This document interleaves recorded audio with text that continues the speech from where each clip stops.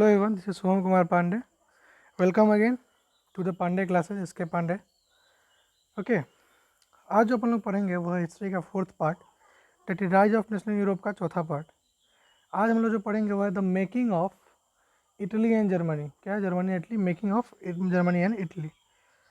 शुरू करते हैं। देखिए, हो आशा करते हैं कि आपने हमारा तीनों वीडियो देख चुके होंगे, जिसमें फर्स्ट पार्ट में हम लोग फ्रेडरिक सोरी वाला पूरा पार्ट पढ़े थे, सेकेंड पार्ट में हम लोग पढ़े, थर्ड पार्ट पढ़े, एंड अभी क्या है? Fourth part, that is the making of Germany and Italy.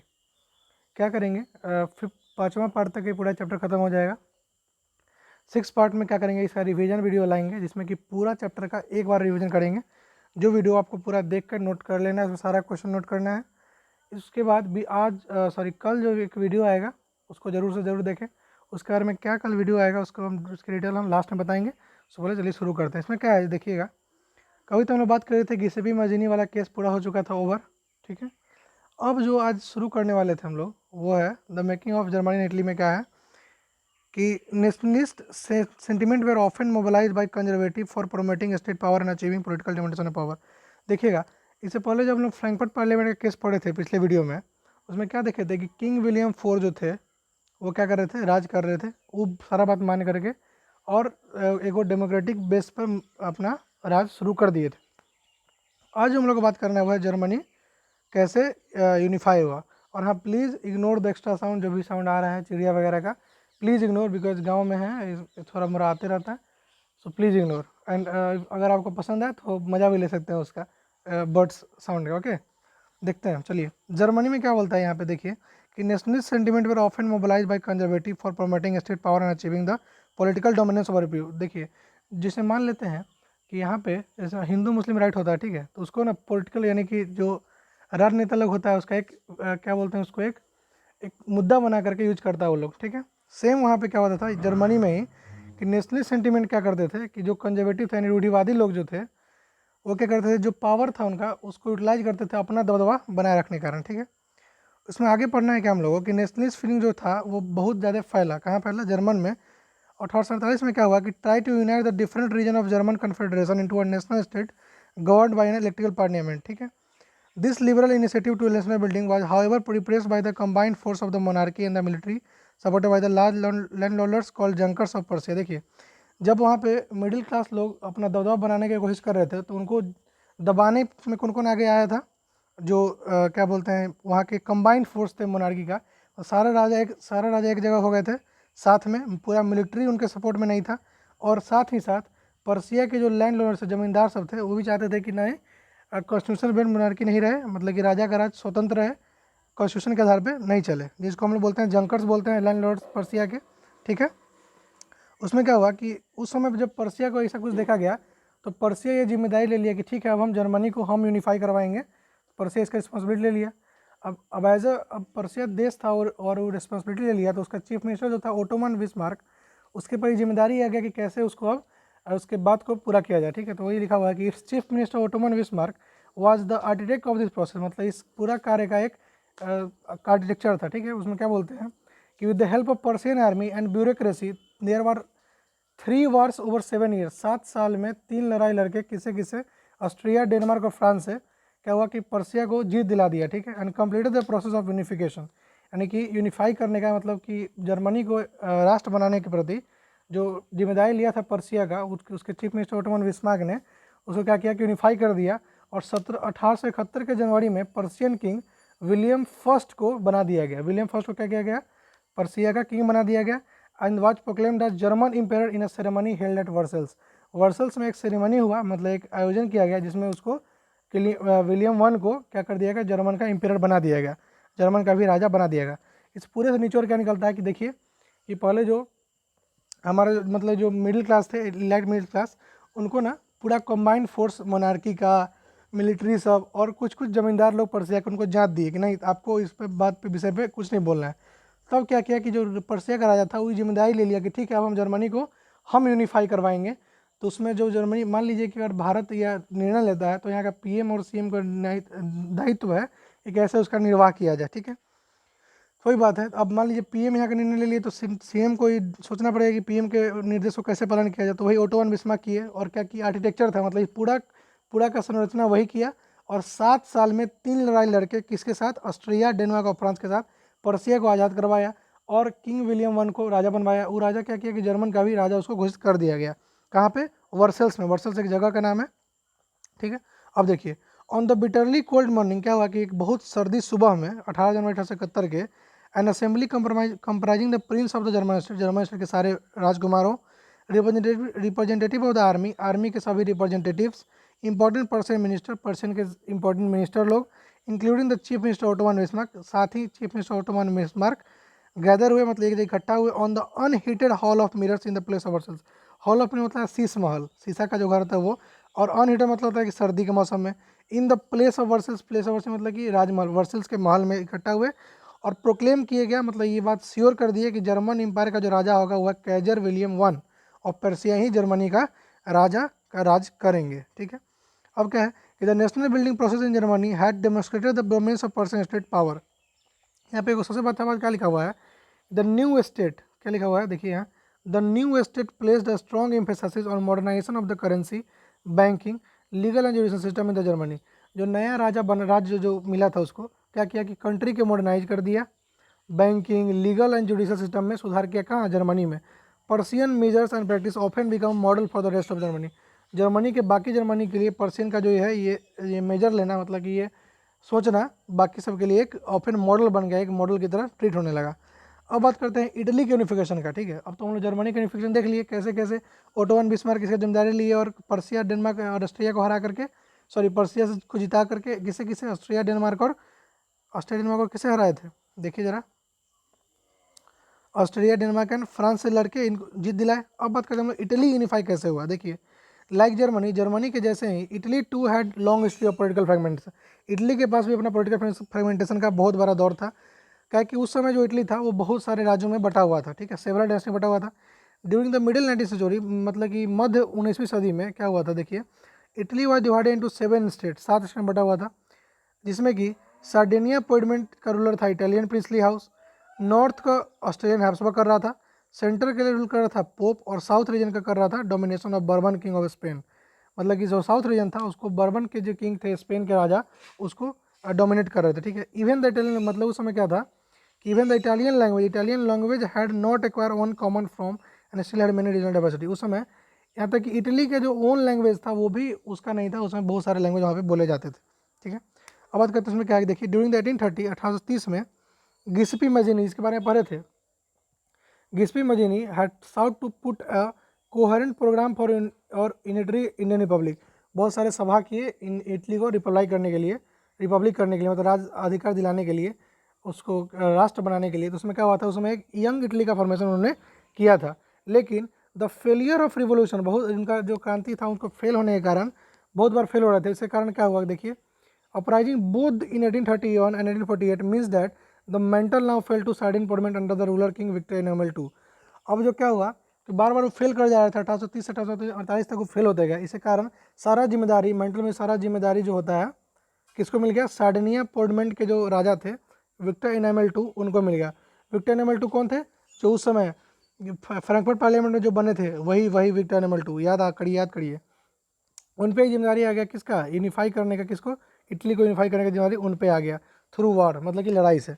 In the eyes of the ruling elites of the region unified Italy offer man possibility of economic development.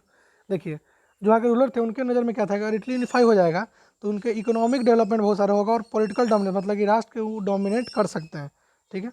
आगे देखिए, उस समय उनके chief minister जो थे कौन थे, चीफ मिनिस्टर कैवोर।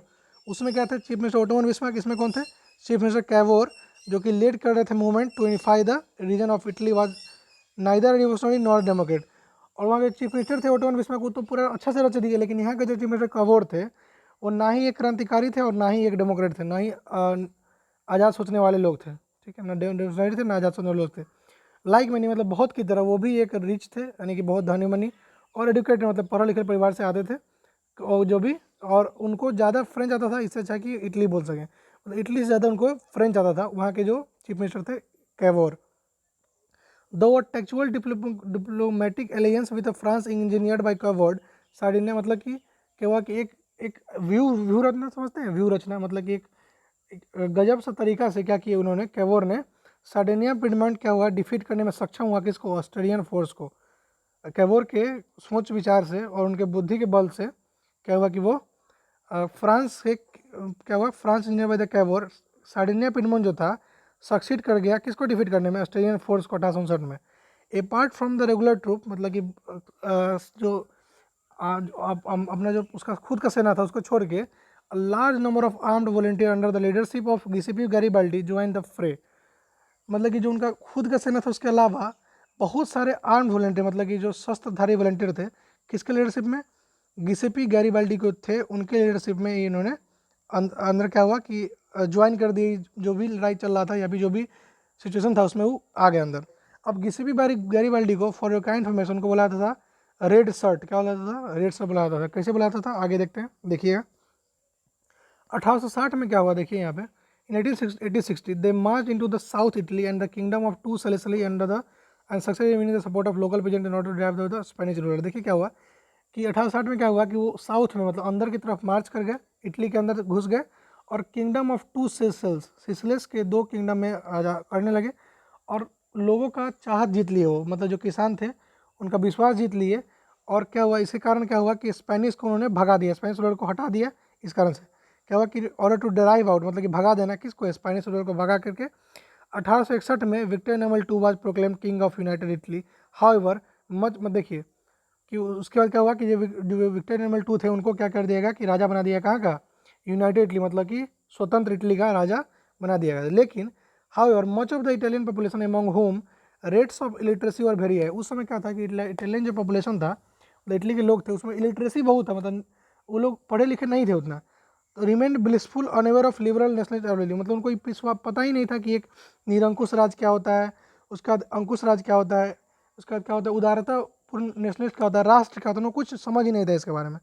सोचिए ना कि उनको इतना तक समझ नहीं था कि उनको लगता था क्या कि इटालिया जो वर्ड है वो उनके जो किंग थे विक्टर एनिमल उनको वाइफ समझता था। क्या होता है इटालिया जो था ही they believe that la Italia क्या है was a Victor Emmanuel wife. सोचिए कितना मतलब यहाँ बोले कोई कि हिंदी भाषा है तो अब हिंदू को बोले कि जो नहीं हिंदी किसी की बीवी का नाम है या फिर जो राजा है उनकी पत्नी का नाम है, तो ये गलत बात है ना। मतलब वहाँ पे इतना इलेक्ट्रिसिटी था वहाँ पे, ठीक है। देखिए वही पे लिखा हुआ है एक बुक में ही बॉक्स नंबर 3 के आसपास लिखा हुआ है कि गिसिपी गैरिबाल्डी थे उनको बुलाता था रेड शर्ट बुलाता था, ठीक है। और जो विक्टर एनिमल टू थे उनको बुलाता था फादर ऑफ फादरलैंड, क्या बुलाता था, फादर ऑफ फादरलैंड। प्लीज़ इसको नोट डाउन कर लीजिए, मे भी पूछा जा सकता है कि who was known as red shirt and who was known as father of fatherland. Victor Emmanuel two को बुलाता था फादर ऑफ फादरलैंड। आगे बात करते हैं हम लोग the strange case of Britain. देखिए हमने इटली का यूनिफिकेशन देख लिया किसके द्वारा, ओटोमन बिस्मार्क के द्वारा। जर्मन का देख लिया किसके द्वारा, सॉरी जर्मन का देख लिया ओटोमन बिस्मार्क द्वारा। इटली का देख लिया हम लोग काउंट कावूर। उसके बाद क्या होता है गिसिपी मजीनी और गैरिबाल्डी, तीनों का मदद से कैसे कैसे हुआ। मजीनी क्या किए थे, यंग इटली का फॉर्मेशन किए थे। कैवोर क्या किए थे, वो अपना ऐसा व्यू रचे थे कि जो था उसको हरा करके और पर्सिया का राजा कर लिया अपना, अंदर घुस गए। और जो गैरिबाल्डी थे क्या हुआ कि गैरिबाल्डी और कैवोर मिलकर अपना जो मिलिट्री था उसको अंदर घुसा दिया इटली के अंदर और सबका विश्वास जीतने में सक्सेसफुल रहा। इसी कारण क्या किया उन्होंने स्पेनिश रूलर को भगा फेंका वहाँ से, ठीक। लेकिन ऐसा ब्रिटेन में नहीं था। देखिए वही लिखा हुआ the model of the nation state some scholars have argued in great Britain. In Britain the formation of national state was not the result of sudden upheaval or revolution. मतलब कि बहुत जल्दी नहीं हुआ और बहुत सारे क्रांति से ही नहीं किया गया। इसको क्या हुआ देखिए कि इसमें मेनली क्या बात है, देखिएगा यहाँ पे कि there was no British nation prior to the 18वीं सदी तक ऐसा कोई ब्रिटिश नेशन हुआ ही नहीं करता था। There was no British nation prior to the 18th century, ठीक है हुआ। The primary identity of the people who inhabited in the British Isles were ethnic one as English, Welsh, Scott, Irish। यह कोई common भाषा नहीं था, सब English भी थे, वेलिश भी थे, स्कॉट भी थे, आयरिश भी थे। ऑल ऑफ दीज इतनी groups had their own culture and political tradition. सबका अपना अपना अलग ट्रेडिशन था, अलग अलग भाषा थी और अलग अलग कल्चर था। But as a English nation steadily grow in a wealth importance and power. जल्द इंग्लिश नेशन क्या हुआ कि धनी मनी होने लगा, मतलब कि उसका समझ आने लगा, सबको पावर का एहसास हुआ। It was able to extend its influence over the other nation of the airline. और क्या हुआ कि इंग्लिश जो था बाकी सब पर एक डोमिनेंट मतलब कि एक दबदबा बनाने लगा। अब क्या हुआ कि देखिए the English parliament which has seized power from the monarchy at 1688 at the end of a protracted conflict was the instrument through which a national state with England as its center came to be forget. अब English parliament में क्या हुआ देखिए यहाँ पे दिखाते हैं।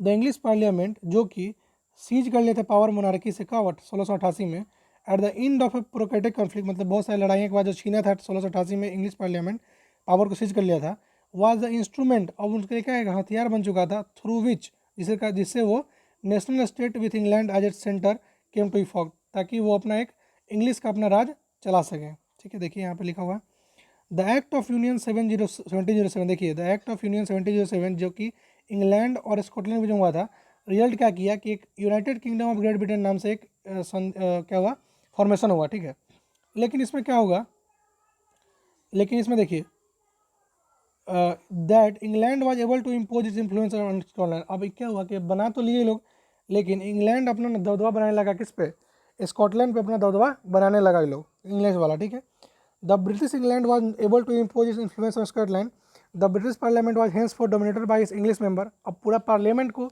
इसको, अब मान लीजिए कि आपका संधि हुआ किसी से, तो आप दोनों का ना राज चलने दीजिएगा, लेकिन क्या हुआ इंग्लिश वाला लोग अपना दबदबा बनाए रखा था। तो ये बात है कि the British parliament was hence for dominated by its English member, English जो मेंबर थे उनको डोमिनेट कर रहे थे, किसको, स्कॉटिश मेंबर को डोमिनेट करके मतलब दबदबा बना के रखा था।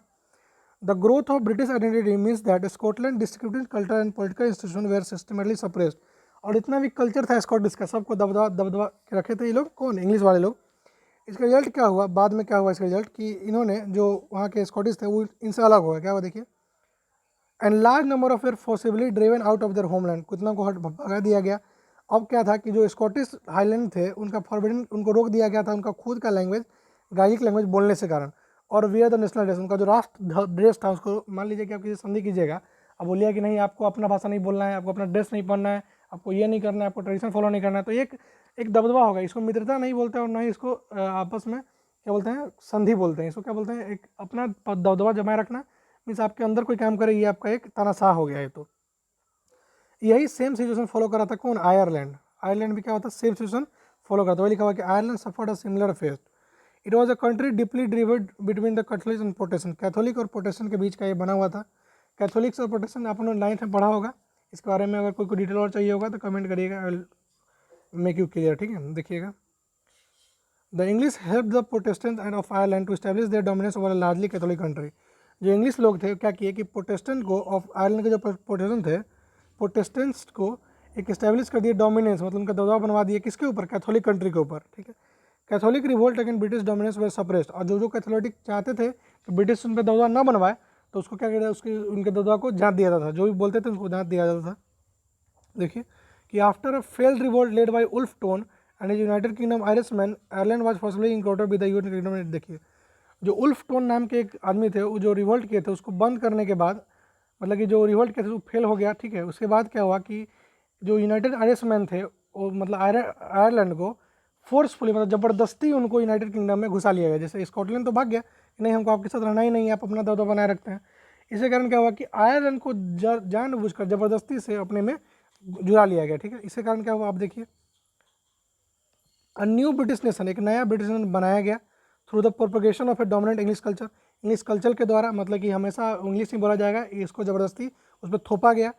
The symbol of the new Britain the British flag, British जो न्यू ब्रिटेन था उसका जो ब्रिटिश फ्लैग होता है यूनिक जैक का बनाया गया। नेशनल एंथम बनाया गया, इसका नाम था God save our noble king, और English language were actively permitted and the older nation survive only as subnet partner in the union, और बाकी जो नेशन थे उनका बस एक पार्टनर बन के रह गए और इंग्लिश हमेशा डोमिनेट करता रह गया। अब बात करते हैं हम लोग, देखिए एक तरफ कैसे हुआ, जर्मनी का देख लिया यूनिफिकेशन, आपने इटली का देख लिया। ब्रिटेन क्या हुआ कि ज़बरदस्ती थोप के अपना दबदबा बना के इन्होंने क्या हुआ कि अपना यूनिफिकेशन किया, ज़बरदस्ती सबको जोड़ के, ये नहीं कि इनको कोई यूनिफाई किया। ठीक है, अब बात करते हैं हम लोग विजुअलाइजिंग द नेशन, मतलब कि नेशन को कैसे विजुअलाइज करें। उससे पहले एक बात बताना भूल गए, देखिए जरा यहाँ पे क्या लिखा था 4th पार्ट में, जर्मनी में क्या लिखा था, can the army be the architecture of nation. Yes, army भी एक नेशन का गठन कर सकता है। जैसे कि आपने देखा था ओटो वन बिस्मार्क, अपने आर्मी से ही ना उन्होंने इटली को जर्मनी को एक संबोधित राष्ट्र बना दिया था। इसका आंसर क्या हो जाएगा, yes, an army can be architect of a nation. ठीक है, आगे देखते हैं, चलिए अब क्या बात करना है हम लोग को, विजुअलाइजिंग द नेशन, मतलब कि नेशन को विजुअलाइज करना। देखिए यहाँ पे कि while it is easy enough to represent the ruler through a portrait or a statue, how does a won't go about giving a force to a nation. अब देखिए अब जरा, किसी आदमी को, किसी राजा को तो एक चेहरा दिया जा सकता है, लेकिन पूरा एक राष्ट्र को कैसे चेहरा दिया जाए? मतलब कि एक राजा कोई होगा, उसका चेहरा बना दिया जाए, उसका पुतला बना दिया, लेकिन पूरे देश के लिए एक चेहरा बनाना असंभव सी बात है। जैसे कि यहाँ पे अब जैसे यहाँ पे भारत माता के जो पिक्चर है वो हमारे पूरा इंडिया को रिप्रेजेंट करता है, उसी तरह आर्टिस्ट इन जो थे, वहाँ के आर्टिस्ट लोग थे, artist in the 18 and 19th century found a way out by the personifying nation. Nation को कैसे एक रूप दिया जाए, उसके लिए आर्टिस्ट लोग, वहाँ के 18 19 सदी के जो आर्टिस्ट लोग थे वो बहुत कुछ कोशिश कर रहे थे, ठीक है। इन अदर वर्ड, दूसरे शब्द में बात करें, they were represent the country as it's a person, मतलब एक पर्सन के रूप में एक देश को दिखाना चाहते थे। Nation was then portrayed as a female figure, और जो राष्ट्र था उसको एक नारी के रूप में दिखाया गया, ठीक है। The female from that was chosen to personify the nation did not stand for any particular women in real life. लेकिन जो उसका प्रतीक जो होता था, मान लीजिए कोई राष्ट्र, उसका प्रतीक जो औरत का बनाया जाता था, वो औरत रियल में एग्जिस्ट नहीं करती थी, मतलब वास्तविक में वो औरत होती नहीं थी, बस एक प्रतिमा बनाया था ताकि वो पूरा एक देश को रिप्रेजेंट करे। Rather it is sought to give a abstract idea of the nation in concrete form, मतलब कि एक कॉन्क्रीट में इसका होता है कि एक ढलाई के रूप में बस देश का प्रतीक बना रहे, लेकिन उसका रियल लाइफ में कोई इंपॉर्टेंस, रियल लाइफ में ऐसा कोई एग्जिस्टेंस ना हो। That is the female figure known as allegory, इसको बोलते हैं हम लोग एलिगोरी। जैसे यहाँ की भारत माता का जो पिक्चर है हमारे लिए क्या एक एलिगोरी है। मतलब कि अब सोचते हैं ना कि भारत माता के नाम सुनते ही हमारे अंदर एक जज्बा जगता है, एक राष्ट्र का भावना जगता है। तो ऐसा ही आर्टिस्ट उस समय क्या करते थे, फीमेल फिगर को राष्ट्र के प्रति बनाने के चलते फीमेल को एक रूप देते थे देश का, ठीक है। आगे बढ़ते हैं। You will recall that during the French revolution के समय भी artist use to female allegory to portray the idea of liberty, justice and the republic. Liberty के लिए, जस्टिस के लिए और पब्लिक क्या बोलते हैं, रिपब्लिक, जस्टिस और लिबर्टी के लिए फ्रेंच रिवोल्यूशन में आपने 9th में पढ़ा था, उन लोग भी औरत का ही इस्तेमाल करते थे, ठीक है। देखिए जैसे यहाँ पे क्या लिखा हुआ देखिए जरा, these ideas were presented through specific object, कुछ ऑब्जेक्ट से, और सिंबल, कुछ सिंबल से। As you would remember the attribute of liberty at the red cap, जो लिबर्टी का प्रतीक होता है वो क्या, लाल कपड़ा, लाल रंग का टोपी पहनता है, और हाथ में क्या होता है, ब्रोकन चेन, मतलब टूटा हुआ चेन होता है। वहीं पे जो न्याय का मूर्ति होता है वो क्या होता है, अपने आँख पर पट्टी बांधे रहती है, ठीक है। और man carrying the pair of weightage, और हाथ में एक तराजू लिया रहता है, ठीक है, जिसे आपने फिल्मों में देखा होगा। और जो भी न्यायालय होता है उसमें क्या होता है कि जो न्यायिका होती है और जो मूर्ति रखा होता है उसका आँख बंधा होता है ब्लैक कपड़ा से, और हाथ में तराजू लिया रहता है। That means it is equal justice among all, इसका प्रतीक है वो। उसी तरह similar female allegory was invented by the artist in the 19th century to represent the nation. तो सेम 19वीं सदी में भी क्या होता था कि सिमिलर, मतलब सेम फीमेल एलोगरी, मतलब कि औरत का प्रतिमा को यूज करता था, इन्वेंट करता था आर्टिस्ट लोग 19वीं सदी में, किसके लिए, तो रिप्रेजेंट द नेशन, मतलब राष्ट्र को रिप्रेजेंट करने के लिए। देखिए वहाँ पे क्या हुआ, इन फ्रांस, मतलब फ्रांस में, सी वाज क्राइस्टिन मैरिनी, फ्रांस में क्या थे, कौन थे, मरीनी थे। इसका कौन, जिसे यहाँ पे भारत माता, वहाँ पे क्या थे फ्रांस में, मैरिनी, जिसका एक क्रिश्चियन नेम है, ठीक है। Which underline the idea of people nation, मतलब कि राष्ट्र नेशन का एक, राष्ट्र जन नेशन का एक क्या बोलते हैं इसको, अंडरलाइन करता है, आइडिया को दिखाता है, दर्शाता है। Her characteristic were drawn from those of liberty and republic, the red cap, the tricolour, the cockade. Statue of Marianne were erected in public square to remind in the public of the national symbol of unity and persuade them to identify with the it. मजनी में what marked on coin and stamp। उसमें क्या हुआ कि Marini के image को, Marini के photo को सारे पैसा, सारे स्टाम्प में चिपकाया गया, और सभी पब्लिक, मतलब इसको एक राष्ट्र सिंबल के तौर पे बना लिया गया, ठीक है। किसको, मैरिनी के सिंबल पे, कहाँ पे, फ्रांस में, जो कि रेड कैप पहने हुए थे, 3 कलर का था, और कोकेड, पता नहीं कोकेड क्या होता है, लेकिन कोकेड कोई वर्ड होता होगा फ्रेंच वाला, देख लेते हैं, इसको देखेंगे बाद में। वैसा ही Germania become the allegory of German nation. अब देखिए Bharat Mata India, Marianne France, Germania allegory of German, ठीक है, समझ में आ रहा होगा। In visual representation Germania wear a crown of oak leaves as the German occasion for heroism. उन्होंने क्या हुआ था, एक ओक लीफ, ओक का पत्ता का एक क्राउन, मतलब कि एक मुकुट पहना था, इसका मतलब होता है हीरोइज्म। हीरोइज्म मतलब क्या हुआ कि हीरोइज्म को डिनोट करना, मतलब कि अब एक राष्ट्र के लिए एक अब वरदान साबित है, मतलब you are gems of the country, जैसे कि रत्न है आप वहाँ के लिए, उसको हीरोइज्म बोलते हैं, ठीक है। एलेगोरी क्या होता है, एक मूर्ति, प्रतीक, जो कि एक राष्ट्र को डिनोट करे, ठीक है। जैसे यहाँ पे देखिए ये जर्मनिया का फोटो है, जो कि एक ओक लिप्स पहने हुए हैं, ठीक है। आगे बढ़ते हैं, देखिए ये मैरिनी का है, जो कि रेड कैप के साथ साथ ट्राई कलर के पहने हुए हैं, और एक फ्रांस का स्टैम्प पे भी है ये। और इस पे देखिए ये ओक लिप्स मतलब हीरोइज्म। स्वॉर्ड जो होता है ना, उसमें तलवार, मतलब कि वार की लेडी मतलब ये सब का प्रतीक था, जैसे सिंबल सब था, ठीक है। देखिए यहाँ पे ब्रोकन चेन मतलब टूटा हुआ चेन उस समय का मतलब था कि बीइंग फ्रीड, मतलब कि आप आज़ाद हैं। उसके बाद क्राउन ऑफ ओक लीव्स, मतलब ओक लीव्स का जो क्राउन था मतलब मुकुट था, उसका मतलब था आप हीरोइज्म का फॉलो कर रहे हैं। ब्रेड प्लेसर विथ ईगल, मतलब कि जिसपे कि गिद्ध का छाप हो, क्या करता था, स्ट्रेंथ मतलब कि आपकी ताकत को दर्शाता था। स्वॉर्ड तलवार क्या करता था, रेडनेस टू फाइट मतलब कि आप जंग के लिए तैयार हैं, उसको दर्शाता था। वही सेम सेम लिखा हुआ rising ray of rising sun, मतलब कि उगता हुआ सूरज किसका प्रतीक था, बिगिनिंग ऑफ न्यू ईरा, मतलब नया सुबह का एक प्रतीक था, नया नया सदी का एक प्रतीक था, वही सब था, ठीक है। अब देखिए यहाँ तक कि आपका 5th पार्ट खत्म हो गया। कल जो लेक्चर आएगा वो 6th पार्ट होगा, बालकनी डिजाइन के बारे में पढ़ाएंगे उसमें। और हाँ, कल एक और वीडियो आने वाला है, how to deal with 10th social science, ask me और व्हाट्सएप में। लेकिन कल जो वीडियो आएगा उसमें हम बताएंगे आपको कि जो चैप्टर हमने पढ़ाया है, कल जो चैप्टर खत्म हो जाएगा उसके बाद इस चैप्टर को कैसे याद रखें, इस चैप्टर के लिए क्या बेस्ट करें कि इस चैप्टर से क्वेश्चन न छूटे, इस चैप्टर का नोट्स कैसे बनाएं, इस चैप्टर का क्वेश्चन से कैसे करें, ये सब डील करेंगे हम इस वीडियो में tomorrow. So please watch it again, okay. So आज के लिए इतना ही। Thank you so much. Please like share and subscribe among your friend. Thank you.